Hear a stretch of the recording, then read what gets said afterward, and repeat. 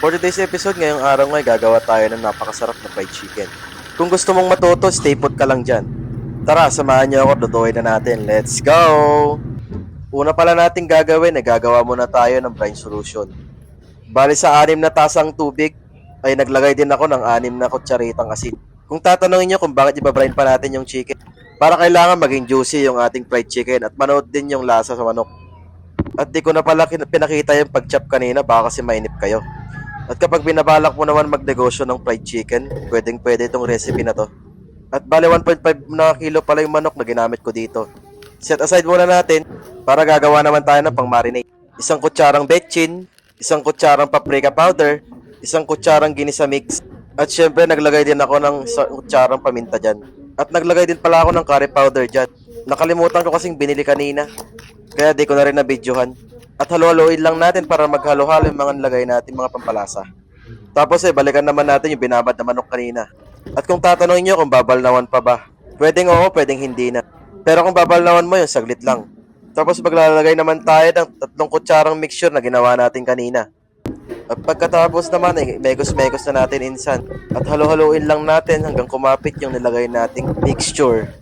At balay mamarinate lang natin to sa 1 oras o kaya 2 oras. Pero mas maganda sana kung mamarinate mo to sa overnight para talagang kapit-kapit na yung lasa. Pagkatapos naman gagawa naman tayo ng breading mix. At bale naglagay nga pala ako dyan ng 4 na tasang harina at 1 tasang cornstarch.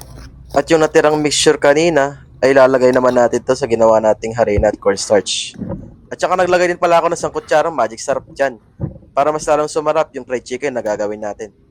At megos-megos lang natin insan para maghalo-halo yung mga nilagay nating pampalasa. At kapag nahalo na, ay maglagay ka naman ng 2 sandok ng ating mixture sa manok na nakababad. Pagkatapos naman ay maglalagay naman tayo ng tubig at dahan-dahan nating ilagay. At dapat kailangan mapalapot natin yung nilagay nating mixture na to. Ito kasi yung magsisilbing wet butter natin.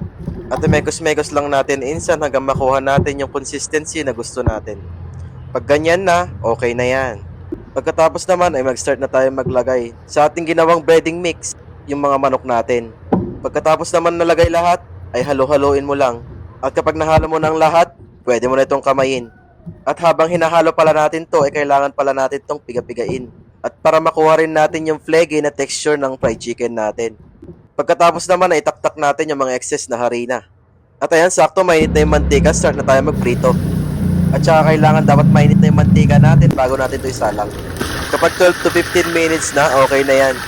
Ganito yung na-expect natin na luto. Kailangan magkaroon siya ng flaky texture. Kaya kapag hinahango mo, ganun pa rin yung temperatura ng kanyang mantika. At para rin malutong at mabilis malaglag yung mga excess sa mantika. At yun na nga, luto ng ating homemade fried chicken. It's tikiman time. Manganing kakailian. Naging bago ni Mon. At kung nakaabot na kayo sa episode ng video to, paki-comment naman kung tagasan ka. At para rin malaman ko kung saan nakarating tong video to. Hanggang sa muli, thank you for watching kakailian.